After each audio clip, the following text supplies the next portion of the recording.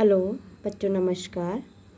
आज मैं आपको ये जो फर्स्ट चैप्टर है दो ध्रुवीयता का अंत, इसके कुछ अति लघु जो प्रश्न हैं वो आपको बता रही हूँ और आप अपनी कॉपी में नोट कर लीजिए। पहला प्रश्न है, शीत युद्ध कब आरंभ हुआ और कब समाप्त हुआ? तो शीत युद्ध 1945 में आरंभ हुआ और 1991 में समाप्त हुआ। दूसरा है, द्वितीय विश्व युद्ध के बाद विश्व किन दो गुटों में विभक्त हुआ? तो पश्चिमी गुट, जिसका नेतृत्व अमेरिका करता था, जिसे पहली दुनिया कहते हैं, और दूसरा गुट पूर्वी गुट कहलाता था, जिसको दूसरी दुनिया भी कहा जाता है और जिसका जो नेतृत्व था वो सोवियत संघ कर रहा था। तो द्वितीय विश्व युद्ध के बाद जब शीत युद्ध चल रहा था तो पूरा विश्व जो है दो गुटों में डिवाइड हो गया था, एक पश्चिमी गुट और एक पूर्वी गुट। नेक्स्ट है, शीत युद्ध किन महाशक्तियों के बीच हुआ? तो संयुक्त राज्य अमेरिका और सोवियत संघ के बीच में हुआ। चौथा है, शीत युद्ध के कोई दो कारण लिखिए। तो पहला कारण महाशक्ति बनने की होड़, दूसरा कारण विचारधारा की लड़ाई। पांचवा है, संयुक्त राष्ट्र अमेरिका एवं सोवियत संघ की विचारधारा क्या है? तो हम जानते हैं संयुक्त राज्य अमेरिका की विचारधारा पूंजीवादी है और सोवियत संघ की विचारधारा समाजवादी या साम्यवादी है। नेक्स्ट, बर्लिन की दीवार कब बनी और किसके द्वारा बनाई गई? तो बर्लिन की दीवार 1961 में बनी और यह सोवियत संघ के द्वारा बनाई गई। सोवियत संघ ने जो है जर्मनी की जो राजधानी बर्लिन थी उसमें 150 किलोमीटर लंबी दीवार बनाई थी। पूर्वी हिस्सा जिस पर सोवियत संघ का कब्जा था वो पूर्वी जर्मनी कहलाया और पश्चिमी जर्मनी जिस पर अमेरिका का कब्जा था वो पश्चिमी जर्मनी कहलाया। तो 1961 में बर्लिन की दीवार बनाई गई। किसके द्वारा बनी? सोवियत संघ के द्वारा।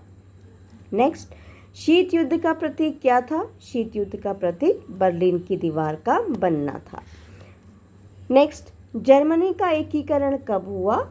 तो जर्मनी का एकीकरण का मतलब, जैसे हमने इस क्वेश्चन में पढ़ा, जर्मनी के दो भाग कर दिए थे। किसने? सोवियत संघ ने, बीच में दीवार बना के, पूर्वी जर्मनी और पश्चिमी जर्मनी। तो जर्मनी का एकीकरण वहीं की जनता ने जो है 1989 में जो बर्लिन की दीवार बना रखी थी, बर्लिन की दीवार गिरा दी गई और उसके बाद पश्चिमी जर्मनी पूर्वी जर्मनी पूरे एक हो गए।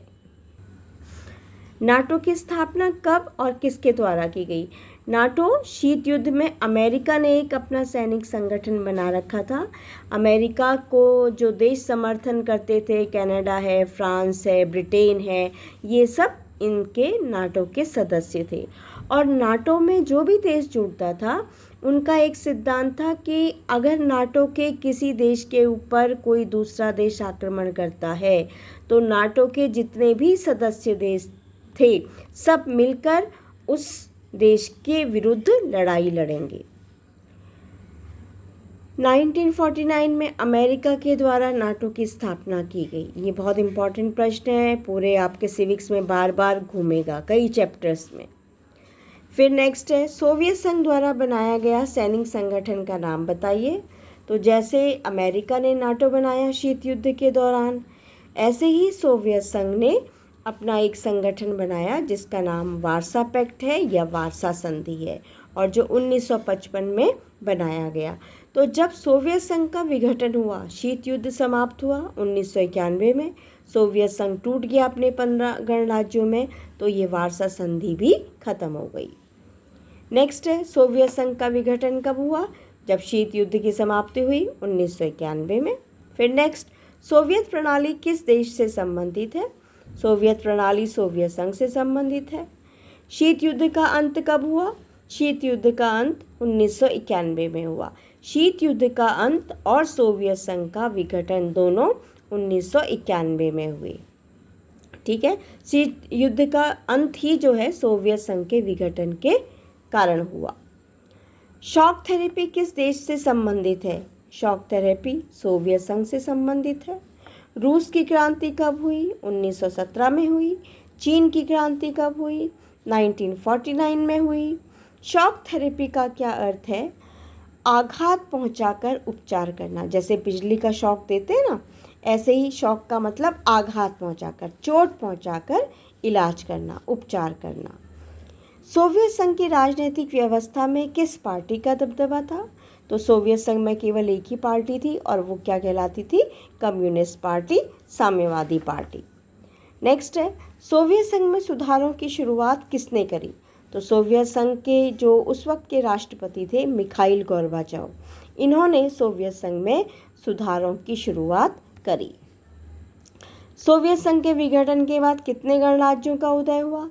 क्योंकि सोवियत संघ 15 गणराज्यों से मिलकर बना था, तो जब ये टूटा, इसका विघटन हुआ, तो 15 गणराज्यों का उदय हुआ। रूस के वर्तमान राष्ट्रपति कौन है? इस वक्त रूस के राष्ट्रपति हैं व्लादिमीर पुतिन। तो बच्चों ये 20 क्वेश्चन हैं और शायद कहीं नंबरिंग गलत हुई है, 20 या 21 क्वेश्चन है, तो इनको आप जो है अपनी कॉपी पे उतार लीजिएगा, ठीक है। तो अभी के लिए इतना ही।